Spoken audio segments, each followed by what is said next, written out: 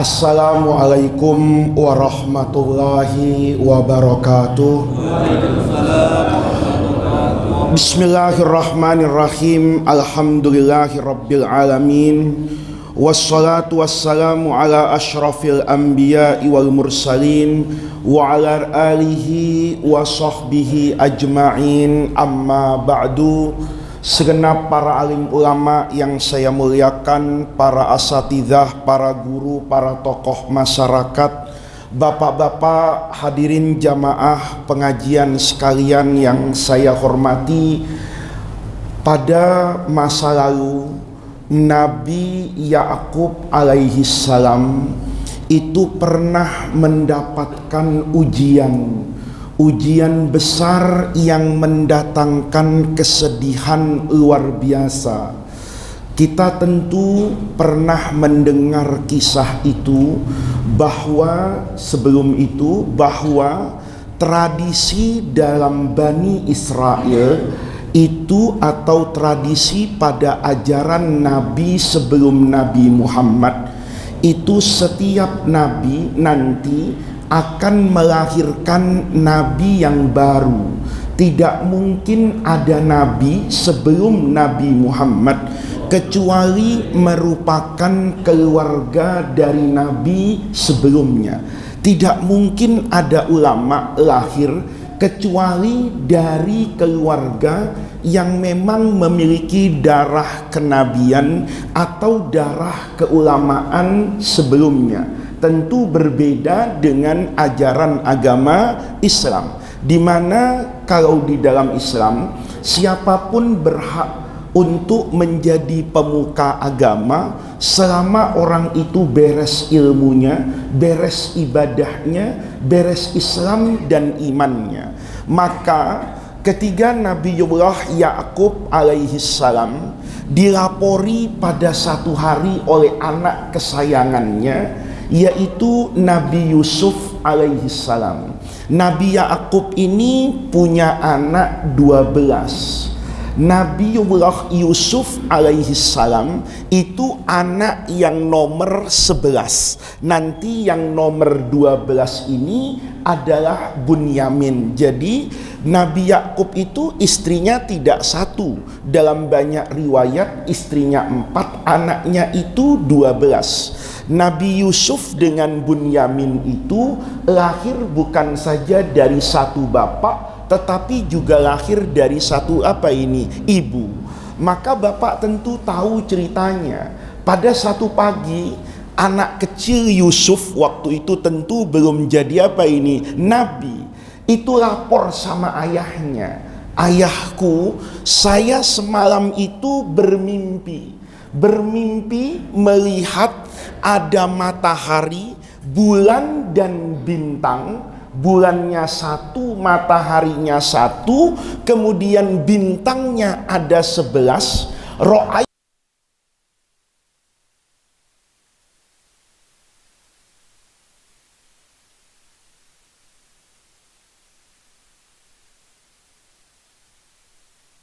alaihi salam." Kalau bahasa sekarang itu punya feeling. Kata Nabi Ya'qub alaihi salam, jangan-jangan anak saya yang nomor 11 ini yang bernama Yusuf itu yang akan mewarisi kenabian saya. Maka semenjak itu Nabi Ya'qub itu bukan pilih kasih kepada anak-anaknya, tetapi memberi perhatian yang proporsional. Kayak misalnya kita punya anak, begitu anak kita masuk bangku kuliah, maka tentu kebutuhan keuangannya lebih banyak daripada adiknya yang masih di SMA misalnya. Ketika kuliah dia mulai bilang, saya butuh laptop, saya butuh ini. Ketika kita memberi lebih dari adik-adiknya, itu kan sebetulnya bukan pilih kasih, tetapi kebutuhan sang anak yang kemudian berbeda dengan adik-adiknya. Itu yang dilakukan oleh Nabi Ya'qub alaihi salam. Maka beliau menaruh perhatian kepada anaknya yang nomor 11. Kebetulan memang paling ganteng, paling cakep, paling nurut, paling berakhlak. Tetapi kan bapak semua tahu, saudara-saudaranya yang 10 ini hasut, nggak seneng. Jadi kalau ada antar saudara itu hasut, itu bukan peristiwa baru. Jangankan yang bapaknya itu ustadz, jangankan yang bapaknya itu misalnya lurah, wong yang bapaknya nabi, anak-anaknya itu biasa. Yang bersaing merebut perhatian dan kasih sayang siapa itu? Bapaknya. Singkat cerita, anak-anaknya yang 10 ini kan nggak terima sama perlakuan Nabi Yakub yang oleh pandangan mereka ini lebih dicintai, lebih disayang. Terjadi apa yang terjadi? Melakukan rekayasa, ya, kata saudara-saudaranya, "Bapak, kenapa sih kalau Yusuf pergi itu bapak selalu ikut?" Jadi Nabiullah Yakub itu tidak pernah melepaskan anaknya Yusuf itu pergi tanpa dia dampingi. Karena dia tahu sebagai seorang nabi, ini anak calon nabi harus dijaga. Maka kemudian anak-anak yang 10 ini protes. Dia katakan, "Wahai bapakku, malakala ta'manna ala Yusuf." Kenapa sih tidak pernah ngasih apa ini kepercayaan kepada kami untuk apa ini membawa Nabi Yusuf itu main keluar. Hingga pada satu hari mereka memaksa, "Arsilhu ghadan ma'ana." Pokoknya Pak, arsilhu ghadan ma'ana, besok harus bapak relakan anak bapak ini mau saya ajak main-main, yarta wa yal'ab, kata Quran itu. Makan-makan, ya, ke Ragunan, ke taman safari. Pokoknya kata siapa ini? Kata saudaranya yang 10, "Ayo, sekarang saatnya kita selesaikan ini. Besok bapak kita tipu nih." Maka diajak keluar kan Pak. Begitu diajak keluar, ya terjadi apa yang terjadi, dibuang ke sumur, bajunya dilepas, lapor. Waja'u abahum isya'an yabkun. Ini air mata buaya Pak. Malam-malam pinter banget ini, udah direkayasa ini. Padahal kejadiannya siang, tapi baliknya itu malam karena mereka sudah merekayasa. Itu nanti bapak-bapak, itu mukjizat Quran itu terbukti. Kejahatan itu sekalipun direkayasa, disimpan, itu cepat atau lambat pasti akan apa ini? Ketahuan kok. Ketahuan itu. Itu saudaranya Nabi Yusuf itu sudah merekayasa kejahatan terhadap Nabi Yusuf. Yuk kita bawa besok, kita tipu bapak, kita bilang kita ajak mau main-main, kita siapkan ini makanan yang enak. Maka bapaknya besok pagi itu melepas. Oh ya udah, kalau diajak main jelas kok ke taman safari di Cisarua kan gitu ya, bekalnya jelas, karcisnya ada, mobilnya siap. Kalau bahasa orang sekarang berangkat itu. Begitu sampai di tempat di padang yang sepi itu, kan Nabi Yusuf itu kan diperselisihkan dulu. Kata yang satu bunuh, ya kan? Kata yang satu jangan. Gimana pun ini kan saudara kita, jangan dibunuh, dibuang aja. Dibuang ke sumur Pak, buangnya itu siang-siang. Tapi mereka nggak langsung pulang. Ini rekayasanya keren banget ini. Copot bajunya, ya, ambil obat merah, ya, dikasih apa ini? Darah, seolah-olah Nabi Yusufnya berdarah-darah. Waja'u abahum isya'an yabkun, datang. Begitu datang, milihnya waktu Isya. Kenapa? Ini pinter. Kalau dia datangnya masih sore, Nabi Yakub pasti akan bilang, "Kemana Yusuf?" "Mati Pak, dimakan serigala." Kata Nabi Yakub, "Mana jenazahnya?" Kata saudara-saudaranya, "Sudah habis Pak, dimakan serigala, dibawa lari. Kalaupun ada sisanya, itu tercecer di jalanan." Kalau kata Nabi Yakub, "Yuk, nggak apa-apa deh, walaupun cuman ada tulang 1-2, ayo kita cari." Mereka jawab, "Pak, ini sudah malam, nggak ada listrik." Ya, bukan dimatiin karena mau hemat energinya. Memang listriknya ndak apa itu, nggak ada listriknya. Oh Pak, listrik nggak ada, gelap. Kalau kita maksain diri keluar Pak, jangan-jangan nanti yang dimakan serigala bukan Yusuf aja, kita juga bisa dimakan apa ini? Serigala. Mateng betul rencana itu. Maka kata siapa ini? Kata ayahnya, "Anak-anakku, apakah masih ada yang tersisa dari Yusuf untuk aku jadikan kenangan?" Ingat dia, "Ada Pak, ini bajunya ini, tapi berdarah-darah. Di situ Nabi Yakub kaget itu, karena bajunya berdarah tapi nggak sobek. Kata Nabi Yakub, sopan betul nih serigala. Sebelum menerkam bajunya suruh apa ini? Copot. Lah itu bapak-bapak, semuanya rekayasa itu sudah difikirkan oleh saudara-saudaranya. Siapa itu? Nabi Yusuf. Tapi ada satu yang mereka lupa. Bajunya itu nggak disobek-sobek, cuman dikasih darah palsu gitu loh. Ketika dikasih darah palsu, dilihat sama bapaknya. Ini puncak kesedihannya Nabi siapa itu? Nabi Yakub. Kenapa? Karena dia tahu anaknya itu ndak mati.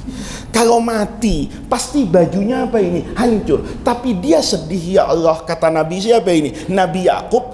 Ini kan berarti membuktikan apa yang saya duga selama ini, bahwa kakak-kakaknya itu menaruh kebencian yang luar biasa kepada siapa ini? Adiknya. Anak saya kalau disingkirkan oleh Fir'aun misalnya, tapi Fir'aun belum ada waktu itu ya kan. Fir'aun Nabi siapa itu? Nabi Musa. Anak saya kalau disingkirkan oleh orang kayak Fir'aun, orang kayak Namrud, saya mungkin nggak terlalu bersedih. Wajar, orang baik musuhnya orang nggak baik. Ini anak saya disingkirkan. Yang menyingkirkan siapa? Anak saya juga, darah daging saya. Ini kan kesedihan yang luar biasa. Tapi tidak sampai di situ, Pak. Ya, Nabi Yusufnya ceritalah. Ya nanti kita, karena bukan itu yang ingin saya sampaikan. Pokoknya dia ke Mesir, ketemu dengan Potifar, dirawat Zulaiha, gede macam-macam ya, begitu besar. Nabi Yusuf kemudian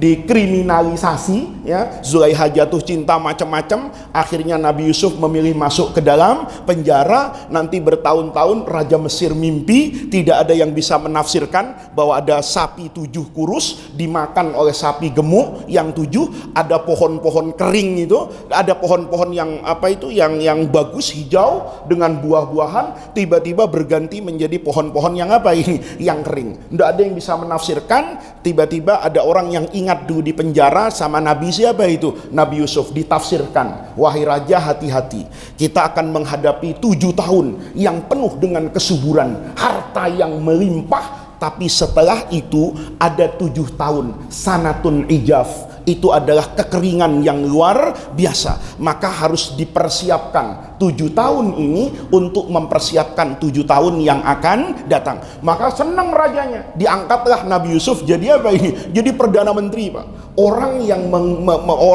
memegang tampuk pemerintahan di Mesir. Selesai sampai di situ, betul. Setelah 7 tahun dari itu, maka terjadi apa ini? Pacaklik. Bukan sekedar di Mesir, tapi sampai Ardu Kan'an, ya sekitar apa ini? Palestina semua itu ternyata juga dapat apa ini? Kekeringan. Maka kata ayahnya Nabi Yakub, anak-anakku, kita sudah tidak ada makanan. Semua gandum yang kita tanam itu rusak, ya, rusak. Maka sekarang carilah ya makanan di negeri-negeri sekitar apa ini kita. Maka datang itu ya, mereka itu bersebelas dengan Bunyamin. Kata ayahnya, kamu berangkat semua. Kalau 11 kan masing-masing bawa 2 karung lumayan. Kalau cuma 1 nanti dapat 2 karung. Kalau 11 bapak dapat, akan nanti kamu dapat berapa ini? 22 karung. Berangkat ini. Begitu berangkat, Nabi Yusuf masuk ke Mesir, dilapor sama pengawal, sama Raja Mesir. Ya Nabi Yusuf itu, Raja, kita ini boleh nggak ngasih bantuan kepada warga asing? Kata Nabi Yusuf, warga asing mana? Itu datang dari negeri Kan'an, ada 11 orang. Ingat dia, loh itu kampung saya. Jangan-jangan itu yang 11 itu mungkin tetangga saya atau kenalan saya. Begitu dia masuk 11 itu, Nabi Yusuf ngelihat adiknya Bunyamin, ya. Ini kan Nabi Yusuf tuh ingat betul, tapi saudaranya udah nggak ingat. Kenapa nggak ingat? Karena kan sudah lama, Pak. mukanya sudah berubah, dari yang kecil sudah menjadi dewasa, macam-macam lah. Begitu ngelihat ini Bunyamin, Nabi Yusuf di situ ingin, Pak, mengembalikan harmonisasi keluarga, kehangatan keluarga, tapi dengan cara yang apa ini? Yang tarbiyah, mendidik mereka agar jangan pernah lagi mengulangi perbuatan seperti yang mereka lakukan. Maka begitu semuanya masuk ke istana, di kata-kata Nabi Yusuf, itu jangan dikasih bantuan dulu. Dia apa? Dijamu, kasih makan macam-macam, dimasukkan, Pak, itu ya, suwa al-malik. Ada yang mengatakan itu tongkat, ada yang mengatakan itu gelang, ada yang mengatakan mahkota, tapi pokoknya dalam bentuk apa ini? Emas berharga. Dijebak ini, Pak, dimasukkan kemana itu? Ke kantongnya Bunyamin. Maka kata begitu mereka kumpul, Tuan Raja, kami sekarang mau pulang, terima kasih atas bantuanmu. Tiba-tiba Nabi Yusuf bilang, tunggu dulu, semenjak kalian datang, saya kehilangan apa ini? Mahkota emas. Saya mohon maaf, saya mau periksa dulu kalian sebelum kalian pulang. Maka mereka berpandang-pandangan. Kata mereka, wahai Yusuf, wahai Raja Mesir, mohon maaf, kami ini bukan apa ini? Bukan maling. Kata Nabi Yusuf, siapa yang nuduh kalian maling? Cuman saya kehilangan saat kalian ada di mana ini? Di istana. Maka digeledah, Pak. Digeledah ya dari kakaknya supaya nggak kelihatan banget kan. Begitu sampai pada Bunyamin, ada. Begitu ada, kata Nabi Yusuf, katanya ndak maling, ini maling. Mereka bilang, loh, ini fitnah. Lihat tuh, Nabi Yusuf ingin mengajarkan orang difitnah tuh nggak enak gitu. Ya kan, kalian sekarang memfitnah bahwa saya merekayasa. Kalian juga dulu memfitnah serigala, ya kan? Serigala nggak bunuh saya, dibilang saya yang dibilang kan serigala itu jadi kambing hitamnya, Pak. Serigala itu ada dosanya nggak di situ? Nggak ada. Tapi begitu Nabi Yakub tanya, mana Yusuf? Akalahu dzi'bu. Itu kalau serigalanya hidup pada era medsos sekarang, lapor sama netizen gitu ya, ini pencemaran nama baik. Gua nggak ngapa-ngapain, kata serigala, gua nggak ikut-ikut kok dibilang apa ini? Akalahu adzi'bu. Itu Nabi Yusuf tuh kalau nanti kapan-kapan kita cerita dari aspek kejiwaannya, itu luar biasa mau ngajarin sama saudara-saudaranya. Tapi apapun yang terjadi, kata siapa ini? Kata Nabi Yusuf, dia harus dihukum. Dihukum pakai apa? Bukan pakai hukum Mesir, pakai hukum kalian sendiri. Karena Nabi Yusuf tahu di Kan'an itu, kalau ada orang mencuri, maka hukumannya pencurinya itu jadi budak di rumah orang yang dia mau curi gitu. Jadi kalau ada orang masuk rumah orang mau nyolong, tahu-tahu ketangkep, maka orang itu jadi budaknya orang di rumah itu. Kata-kata Nabi Yusuf, ya sekarang hukum saja pakai hukum Kan'an. Kalau kalian mencuri di rumah orang, maka kalian harus menjadi budaknya orang itu kan. Sekarang kalau begitu, maka Bunyamin harus ditinggal di sini.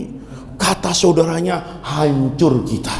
Kenapa? Dulu bapak kehilangan Nabi Yusuf saja, itu sedihnya luar biasa. Sekarang ibarat jatuh tertimpa apa ini? Tertimpa Pertamax yang mahal, Pak, misalnya. Sekarang sudah kadung jatuh tertimpa apa ini? Bensin yang mahal. Sudah kadung jatuh tertimpa masjid ini, udah betonan ini. Sedihnya luar biasa ini. Kata siapa? Kata mereka. Kata mereka yang bersepuluh itu, Tuan Raja, kasihanilah kami. Bapak kami itu enggak, kata Nabi Yusuf, enggak ada urusan. Kan sudah terbukti toh, hukum-hukum kalian ya sudah pulang nih. Di tepi jalan tuh mereka mikir ngomong apa sama bapak, ya kan? Sampai di sana, ya mereka sampai itu ya udah nggak ada kata-kata. Kata bapaknya, kaget itu bapaknya itu Nabiullah Yakub alaihissalam. Kok begitu pulang nggak ada apa itu? Nggak ada siapa? Nggak ada Bunyamin. Langsung dijawab seperti diabadikan di Quran itu. Ya Pak, gimana lagi? Emang anak bapak itu maling. Coba gitu. Inna benaka sarok. Kan nggak ngomong, ya saudara kita nyolong gitu. Nih orang nih maunya nyalain orang terus. Ya anakmu itu nyolong. Kalau nggak percaya fas'alil ir. Kan yang datang ke Mesir bukan cuman kami. Banyak rombongan-rombongan. Tanya itu. Lihat Pak. Ini konsep orang yang sedih. Sekarang ini banyak orang sedih, tapi curhatnya tuh di medsos. Banyak orang sedih tapi kelakuannya itu kayak orang nggak bersedih gitu loh. Bensin mahal tapi makan sate 2 piring misalnya, ya kan? Cerita ini tapi kelakuannya nggak menunjukkan kalau dia kesedihan, tapi mulutnya itu kayak orang yang paling menderita. Lihat Nabiullah Yakub alaihissalam, begitu dilapori Bunyamin ini ternyata harus disita oleh Raja Mesir, itu kan jelas kata Quran, Nabi Yakub itu kayak orang jatuh tertimpa tangga. Dia sudah berusaha menghapus kesedihan kehilangan anak yang pertama dulu, Yusuf. Dia bertahun-tahun melawan gemuruh yang ada di dalam hatinya, tangisannya, kehilangan anak yang dia cintai. Dia sudah berusaha melupakan. Tiba-tiba luka lama itu bukan saja dibuka, tapi dibuka dengan kehilangan anak yang selama ini menjadi apa? Bapak lihat dokumentasi suratnya Nabi Yakub kepada Nabi Yusuf, ya. Jadi begitu bapaknya ndak tahan itu, ya, maka kata Nabi Yakub, udah kalian balik lagi ke Mesir, bawa surat saya. Itu Bapak bisa lihat itu suratnya itu, ya, soal benar atau ndak itu suratnya, tapi cerita ini luar biasa. Kata ayahnya itu nulis surat, min Abdillahi Yakub ila Azizi Masar, dari Abdullah hamba Allah Yakub kepada siapa ini? Kepada Raja Mesir. Dia tidak tahu kalau Raja Mesir itu anaknya, gitu loh. Maka dia dengan polosnya mengatakan, saya ini dipilih oleh Allah sebagai seorang nabi, dan semua nabi itu pasti memiliki apa ini? Ujian.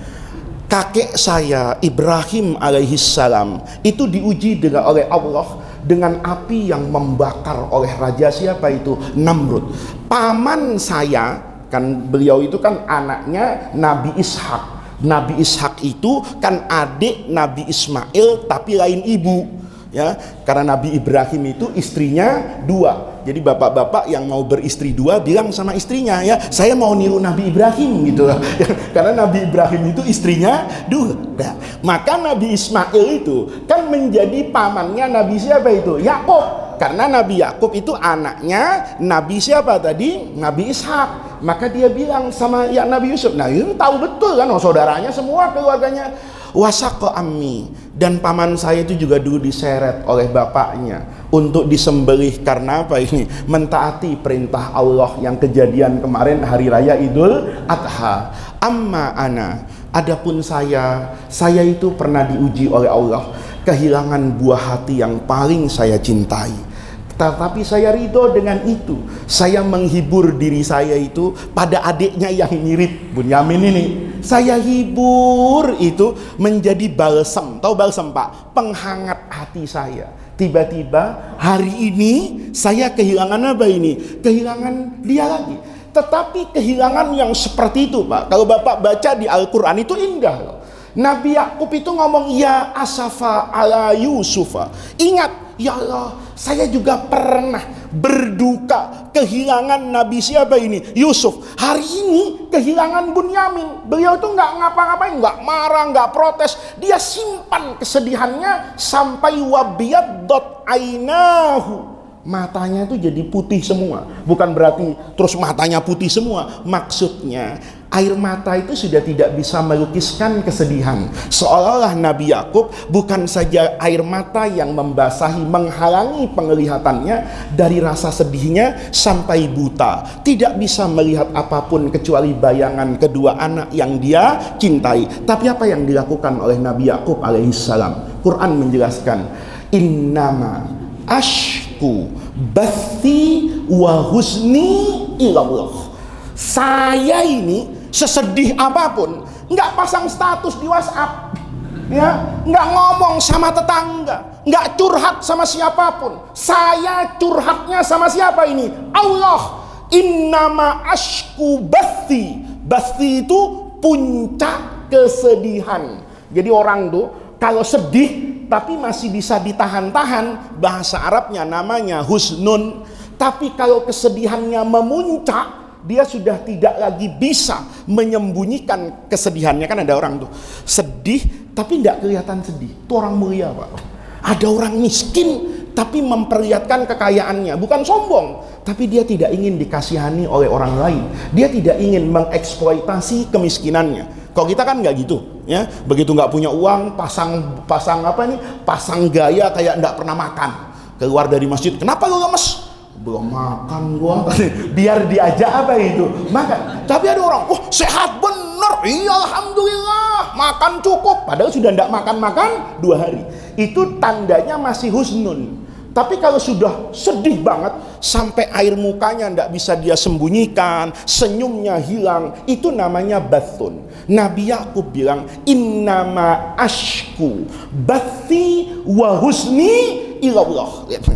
Kita biasakan, Pak, kalau ada masalah apapun, itu kita jujur kepada Allah di dalam doa. Jangan yang saya bilang tadi itu, kita ribut di medsos, kita ribut di masyarakat, tapi kita tidak pernah bergantung secara serius kepada Allah Subhanahu wa Ta'ala. Lihat Nabi Yakub, saya nggak mau curhat kepada manusia. Kenapa? Curhat kepada manusia itu sebetulnya awal kekecewaan. Ya, Bapak kan kalau jatuh cinta itu nggak pernah mau patah hati. Tapi kalau Bapak rajin curhat sama orang, itu tandanya Bapak yang menjerumuskan diri Bapak ke untuk patah hati. Kan kita sering patah hati itu, ya. Dulu masih muda patah hati sama pacar, sekarang gede patah hati sama anggota DPR, ya kan? Patah hati sama pejabat, kadang-kadang juga patah hati sama kiai. Udah gua undang acara maulid gede, pasang tenda, DP, parcel, kagak datang dia, kan gitu kan. Nah, lihat, ini kan juga patah apa itu? Patah hati. Kita ini kalau mengandalkan orang, sebetulnya kita yang menjerumuskan diri kita pada kekecewaan. Bapak misalnya berharap sama orang kaya, orang kayanya taunya pelit, apalagi bangkrut, hancur Bapak. Backing saya jenderalnya pensiun, selesai. Jenderalnya ketangkep, habis, kan begitu Pak. Kenapa? Karena bersandar sama manusia. Tapi innama ashku, kalau Bapak sekarang betul merasa sulit dalam hidup karena apapun, mau karena BBM mahal, mau karena ketidakadilan, mau karena rumah tangganya yang memang tidak barokah, suaminya ke masjid, bininya dangdutan misalnya, sudah, innama ashku, sujud Pak kepada Allah. Sujud, begitu sujud itu baca yang panjang di dalam doa itu. Ya Allah, kita itu ngomong, ini penting banget Pak. Dulu Rasulullah Shallallahu Alaihi Wasallam itu bersabda loh, man asbaha, kata Nabi, siapa orang asbaha yang masuk di waktu subuh, yashkudi qalma'as.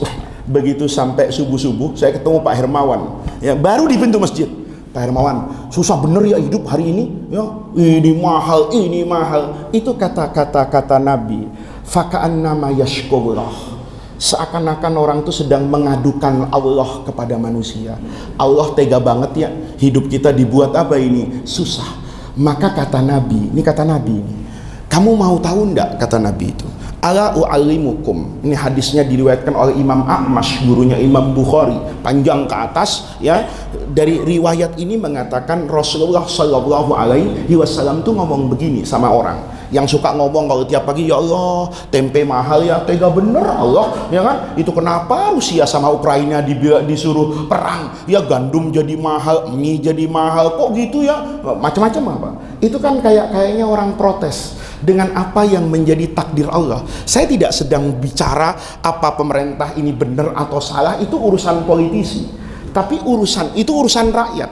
Tapi urusan saya dari aspek keberagamaan kepada Allah. Ketika kita kemudian mengeluhkan keadaan ini, sebetulnya kan keadaan ini sudah menjadi takdir siapa ini? Takdir kita.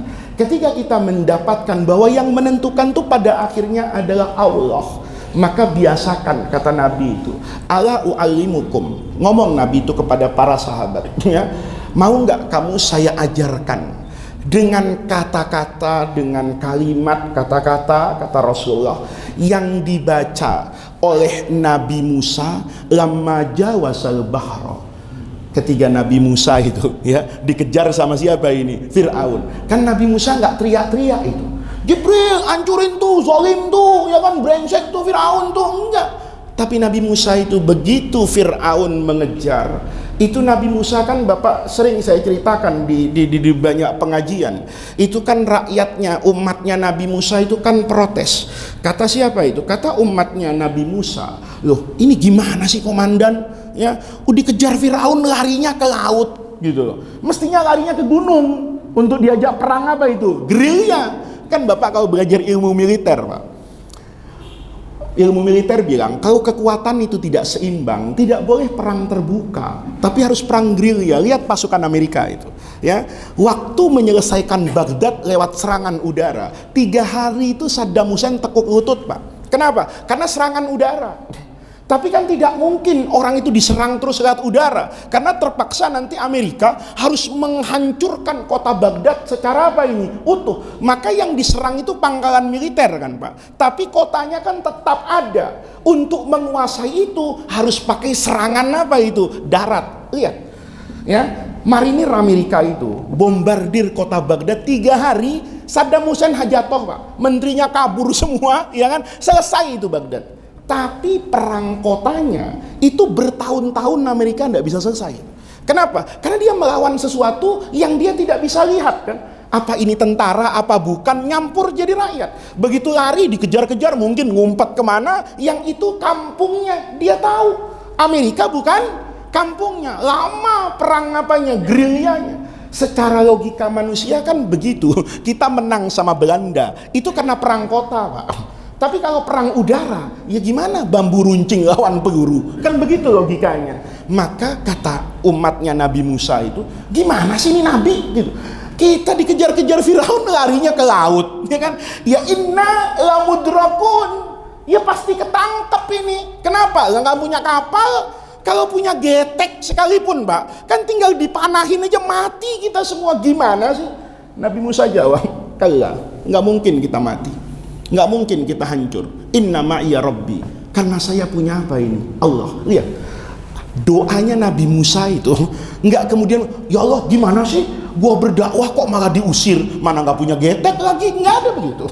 Coba kata Nabi itu, saya mau ajarkan kepada kamu itu doa yang dibaca oleh Nabi siapa itu? Nabi Musa lamma jawazal bahra, ketika beliau melewati laut apa itu? Merah, selamat dari kejaran Fir'aun. Apa dibaca oleh Nabi Musa? Pendek Pak. Kata Nabi Musa, Allahumma lakal hamdu. Ini redaksinya ini ya, saya baca yang pas. Allahumma lakal hamdu. Ini penting. Ya Allah, segala puji bagimu. Engkau itu begitu indah ya Allah. Saya ini dikasih sakit ternyata supaya rajin berdoa.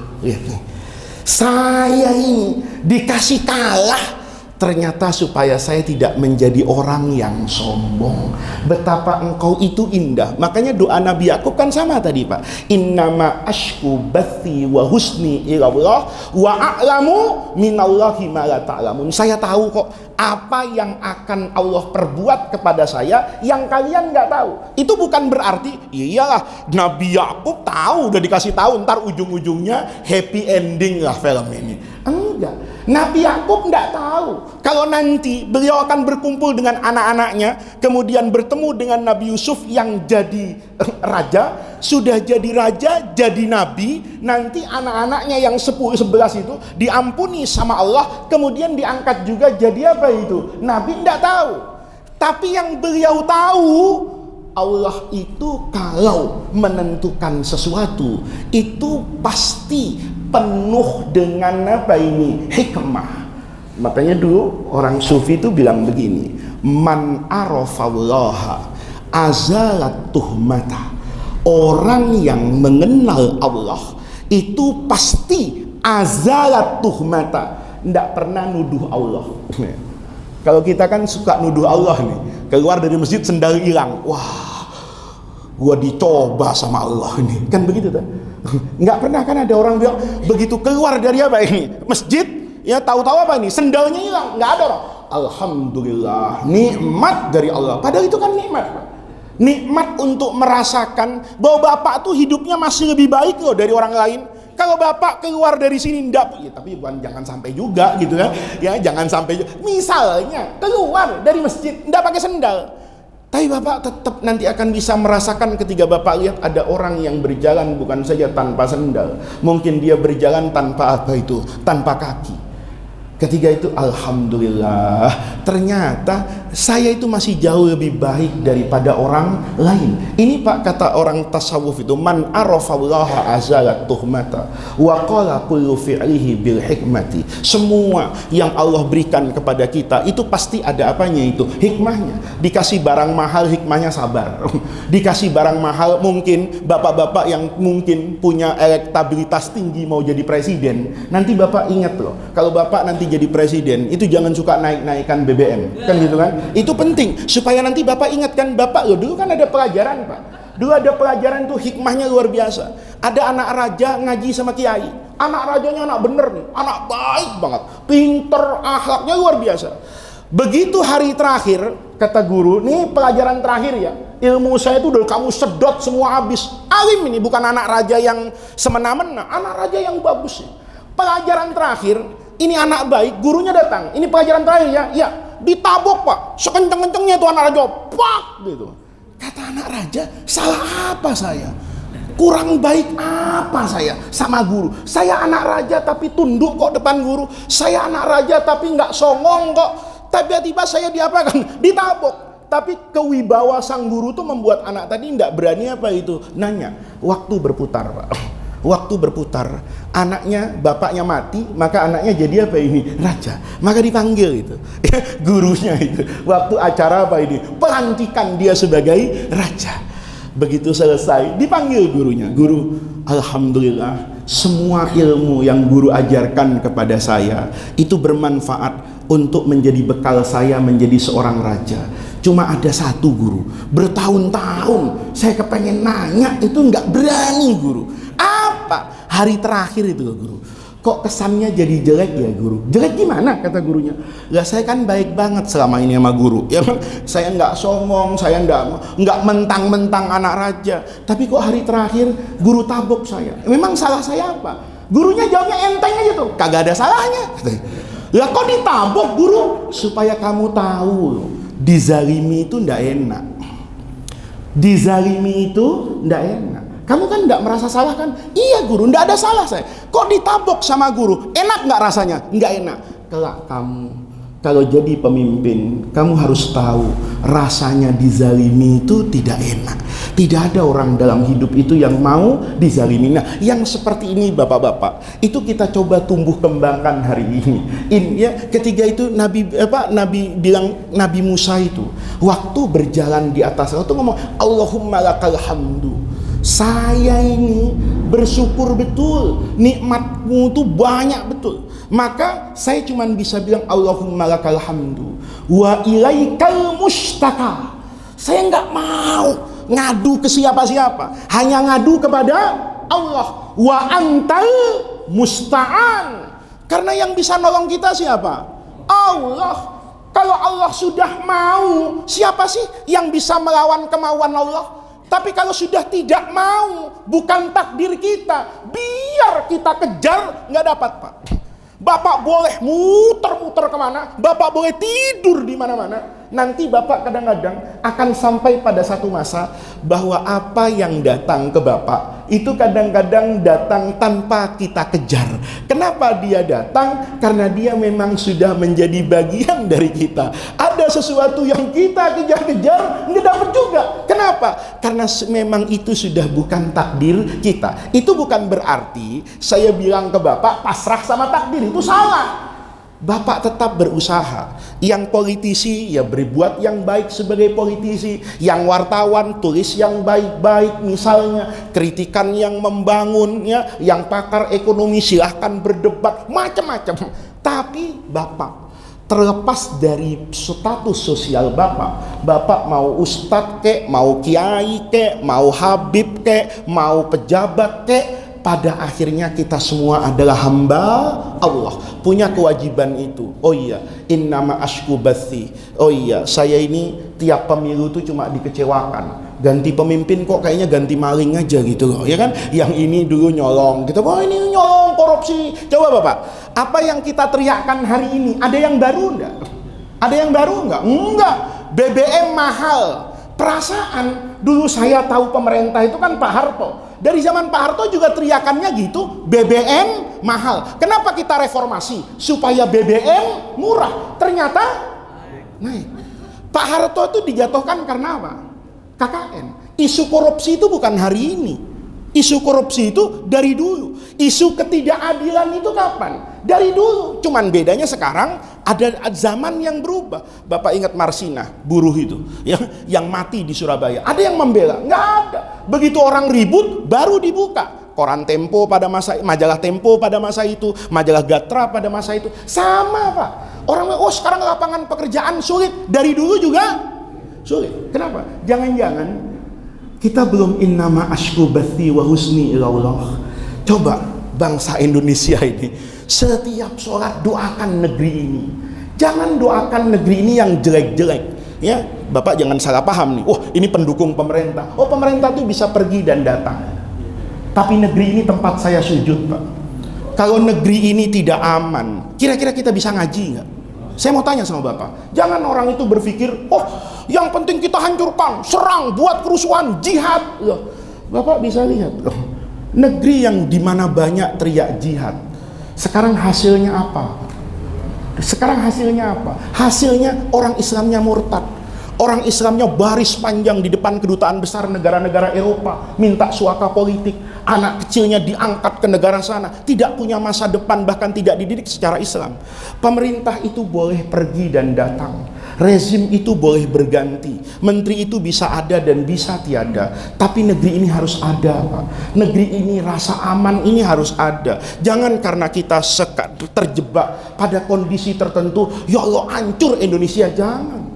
Indonesia tidak boleh hancur. Yang hancur itu orang yang apa itu? Yang zalim, orang yang merusak. Tapi negeri ini harus kita doakan. Pemerintah itu harus kita doakan. Ya Allah, berikan kepada saya pemimpin yang adil. Ya Allah, beri petunjuk. Ini saya mohon maaf Bapak. Dulu ulama itu mengatakan, sunnahnya khutbah Jumat itu mendoakan pemimpin. Tapi kita kalau sudah mendoakan pemimpin dulu, wah Kiai Golkar ini. Ya zaman dulu masih ingat enggak? Terus ya, Allahumma ya Allah berikan petunjuk kepada Presiden Soeharto. Itu orang menurut saya kurang ilmu itu. Lalu ngomong, wah dapat berapa ini dari Golkar? Wah pasti ini habis haji terus dibilang Haji Abu Bakar. Haji atas budi baik Golkar. Namanya Haji Abu Bakar. Zaman Orde Baru begitu Pak. Padahal kalau kita doakan presiden itu luar biasa Pak. Kalau Bapak doakan saya, itu yang baik cuman saya. Paling hebat mungkin keluarga saya. Paling lebaran dikit santri saya. Paling lebaran dikit jamaah masjid ini. Tapi kalau saya presiden, ya Allah doakan mudah-mudahan Presiden Muhammad Faiz itu adil. Wah saya adil beneran. Itu dampaknya se-Indonesia. Ya Allah jadikan presiden saya cinta sholawat. Saya jadi presiden bikin kepres. Semua pegawai yang muslim malam Jumat tidak marhabanan saya hambat karirnya. Masya Allah. Terus saya muter-muter ke setiap masjid baca sholawat. Kira-kira semua menteri sholawatan enggak? Semua eselon 1 sholawatan enggak? Oh sholawatan. Saya datang ke kementerian, sholawat kosong. Saya panggil menterinya, kamu gimana? Saya datang kosong. Maaf Pak, saya reshuffle kamu kan gitu kan. Saya mutasi kamu lihat. Dahsyatnya itu. Tapi kita nggak pernah secara serius mikirkan itu. Kenapa nggak kita doakan? Ya Allah, pemimpin kami yang hari ini berkuasa, berilah hidayah kepada mereka, tanamkan dalam hati mereka kecintaan kepada negeri, kecintaan kepada rakyat. Loh, kan orang kan bisa berubah Pak. Sayyidina Umar aja yang mau bunuh Nabi itu bisa jadi apa ini? Min khihari as-sahabah. Jadi pengajian kita hari ini ingin mengajarkan kalau kita punya masalah seberat apapun, sebesar apapun, kita yakin kok rahmat Allah itu lebih besar daripada apa itu masalah kita. Dulu ada orang Badui Pak, yang ceritanya Syekh Mutawalli Asy-Sya'rawi, ya orang ahli tafsir di Mesir. Sebagian ulama mengatakan hadisnya dhaif, tapi itu hadis maknanya sahih Pak. Ada orang Badui Pak, orang Badui tawaf di Ka'bah, itu nggak baca doa panjang-panjang itu, cuma baca doa ya Karim, ya Karim. Rasulullah ketiga itu ada di Mekah itu kaget ngelihat orang tadi. kok orang ini asik banget ya. Doa itu kalau husu Pak, mukanya juga husu Pak. Makanya Bapak kalau banyak duit, doanya susah husu Pak. Kenapa ya? Robbana atina fid dunya itu kayaknya lewat gitu aja, duitnya banyak. Tapi kalau nggak punya duit, kontrakan 3 tahun belum bayar, mana bini mulutnya tajam banget, itu rasanya Robbana itu lama diucapkannya. Kan begitu Pak. Orang tadi itu baca ya karim, tapi mukanya itu penuh makna. Kita kadang-kadang na'udzubillah baca asmaul husna itu tanpa makna. Ya Rahman ya Rahim, nggak ngerti apa-apa. Orang tadi ya karim, tenang. Nabi itu Masya Allah, ini orang kok adem banget ya. Doanya ya karim, mukanya kayak gitu, tenang banget. Maka Nabi ngikutin dari belakang. Ya Karim, Nabi bilang ya Karim. Orang nengok, ngikutin gua. Gitu kan. Dia ya Karim. Nengok Nabi, ya Karim. Karena Nabi bukan mau menghina. Nabi merasa senang. Kayak Bapak tuh, kalau dibaca Asyraqal, bacanya enak. Itu kan yang kayak tadi kita baca itu kan enak banget itu. Rasanya ada hudur, membayangkan ya Allah ya Nabi salam alaika. Membayangkan ya Allah gimana kalau Rasulullah tiba-tiba ada di depan kita, pasti kita peluk, kita cium macam kan begitu Pak. Ketika kita merasakan kehadiran Nabi, maka asyraqalnya itu lain. Asyraqal, nasi kebuli habis ini. Itu lain Pak, lain. Ya Nabi, kambing apa ayam ya? Itu lain. Tapi kalau ya Nabi salam, itu nak istighfar. Maka orang tadi ya Karim Nabi ikutin. Nabi nengok, ngikutin gua. Kan orang tadi nengok ngikutin gua. Lama-lama orang itu kesel. Ini orang menghina saya rupanya ini. Saya ngomong ya Karim, dia ikut ya Karim. Bapak kalau ngomong gitu diikutin orang kan marah Pak. Maka orang tadi itu berhenti depan Ka'bah. Katanya gini, kalau gua nggak lihat lu tuh orang ganteng ya, laula sobihata wajhika, kalau bukan karena wajahmu yang cerah itu, la syakautuka ilan nabi gitu. Saya laporin loh sama nabi gitu. Padahal itu nabi gitu loh. Jadi dia ini orang yang jatuh cinta sama Rasulullah bahkan sebelum melihat Rasul. Kata, gua kalau nggak ganteng gua tabok, kan sering kita bilang gitu. Untung aja cakep kan gitu kan. Coba jelek gua marahin kan gitu. Kata orang tadi, laula sobihata wajhi, kalau bukan karena mukamu yang ceria, la syakautuka ilan nabi. Nabi kaget. Amata alam Nabi ya Allah, kamu belum ketemu sama nabinya orang Islam itu? Belum, katanya dia. Kamu belum tahu Muhammad? Belum. Ana Muhammad. Dipeluk Pak. Maaf Nabi ya kan. Saya enggak tahu. Nabi kan bil mukminin raufun rahim. Enggak pakai kualat peluk, enggak ada begitu ya kan.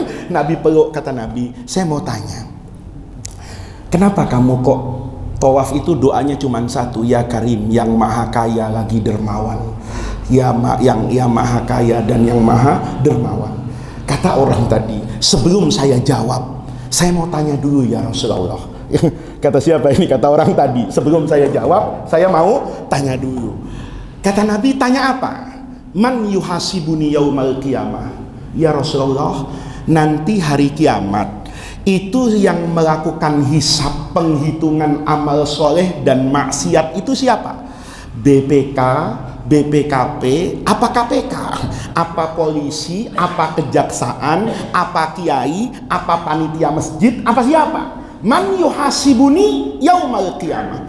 Yang menghisap saya nanti itu di Siratal Mustaqim itu, yang naruh mizan itu, yang menentukan amal soleh dan maksiat saya, siapa? Nabi jawab, Allah.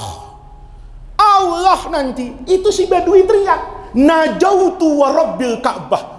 Kalau begitu ya Rasulullah, saya pasti selamat masuk surga. Kalau kita bilang pede amat ya kan. Langsung najautu wa rabbil Ka'bah, demi Allah, kalau yang ngitung dosa saya itu Allah, saya selamat.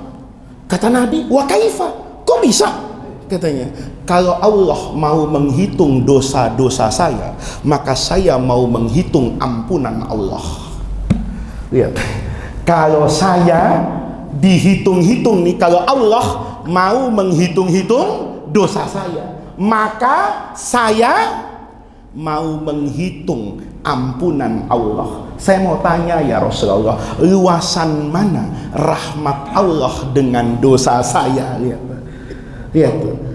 Ini kalau kita sudah bersama dengan siapa ini? Allah. Jadi kalau menghadapi masalah apapun, biasakan kita manja sama Allah. Ya, kalau kita dulu masih kecil, dikit-dikit lapor bapak. Sekarang kalau tua, dikit-dikit lapor anak. Ya, kabel mati, anak ditelepon. Kabel di rumah mati, berbakti sama orang tua. Anak lagi kerja, ya kan? Wah, kan begitu kan, dunia suka berbagi-bagi kan. Dulu waktu kecil, anak bergantung sama bapak. Begitu tua, wajar orang tua bergantung sama anak. Tapi kan kita sering kecewa, Pak. Anak minta sama bapaknya kecewa. Lu minta mulu, kata bapaknya. Kayaknya sekolah lu suka banget sama duit, kan begitu toh? Kadang-kadang bapak juga kecewa kok dengan anak. Ya Allah, anak yang saya besarkan dengan penuh air mata, begitu saya tua, kok jadi lupa ya semua itu. Tapi orang tidak akan pernah kecewa kalau bersandar kepada Allah Subhanahu wa ta'ala. Jadi pengajian ini, yuk kita mulai sekarang rajin manja sama Allah, rajin doa sama Allah. Ya, 2024 tuh masih lama, Pak. Nggak usah ribut-ribut. Bukan pertanyaan siapa berpasangan sama siapa, siapa koalisi sama siapa, siapa yang kira-kira menang, bukan itu. Pertanyaannya, kapan saya mau sujud panjang kepada Allah, meminta kepada Allah untuk menjadikan Indonesia ini baldatun thayyibatun wa rabbun ghafur. Ya Allah, saya kepengen negeri saya ini negeri yang makmur. Presidennya boleh Anies, presidennya boleh Ganjar, presidennya boleh Erick Thohir, presidennya boleh Pak siapa Erlangga, presidennya boleh siapa saja. Tapi yang tidak boleh, ya Allah, tidak ada lagi ketidakadilan di sini. Yang harus itu, ya Allah, bagaimana saya sholat subuh itu khusyuk, bagaimana masjid-masjid itu makmur dengan sholawat, bagaimana kehidupan kita itu semakin dekat kepada ridho Allah. Pemerintahnya boleh siapapun saja, karena saya tidak pernah tahu, boleh jadi orang yang terlihat buruk hari ini kemudian nanti akan menjadi orang yang baik, sebagaimana orang yang baik hari ini, naudzubillah, dia bisa saja su'ul khatimah. Jangan pernah bertanya apa-apa, Bapak bukan ketua partai politik, untuk apa baca WhatsApp 30 jam untuk membaca ini pasangan ini sama siapa? Wong Bapak suara ndak punya, kekuasaan ndak punya, kartu anggota partai juga nggak punya. Kenapa ndak kita robah itu dengan sujud panjang? Ya Rob, kenapa ndak kita robah di masjid ini, nanti setiap malam Jumat kita baca sholawat, kita baca barzanji, nanti doa, ya Allah, saya bertawassul dengan kecintaan saya kepada Rasulullah, dengan kasih sayang Rasulullah, dengan Nabi yang bil mu'minin raufun rahim. Arahkan bangsa ini menjadi arah yang diridhoi oleh Allah Subhanahu wa ta'ala. Itu pengajian yang saya sampaikan pada pagi hari ini. Mudah-mudahan Allah jadikan jam'ana hadza jam'an marhuma wa tafarruqana min ba'dihi tafarruqan ma'suma. Mudah-mudahan Allah senantiasa memberikan kita semua ilham, memberikan kita semua kekuatan untuk sujud panjang kepada Allah, rajin berdoa, meminta kebaikan dunia dan akhirat. Mudah-mudahan hadirnya kita di majlis ini, ketika kita melaksanakan sholat subuh, dilanjutkan dengan zikir, dilanjutkan dengan puji-pujian kepada Rasulullah, dilanjutkan dengan majlis ilmu, semua yang kita lakukan di masjid ini mudah-mudahan menjadi tawassul dan wasilah kita untuk mendapatkan khairat dunia wal akhirah. Mudah-mudahan kita diberikan anak keturunan yang soleh dan solihah, kita diberikan rumah tangga yang sakinah mawaddah warahmah, kita diberikan pekerjaan, rezeki yang semakin menghantarkan kita kepada kebahagiaan lahiriah dan kebahagiaan batiniah. Mudah-mudahan Allah Subhanahu wa ta'ala senantiasa membersamai kita dalam kehidupan ini untuk kelak bertemu dengan ridha Allah Subhanahu wa ta'ala. Rabbana atina min ladunka rahmah wa hayyi lana min amrina rasyada. Allahumma la tahrimna khaira ma indaka li syarri ma indana. Kurang lebihnya saya mohon maaf. Assalamualaikum warahmatullahi wabarakatuh.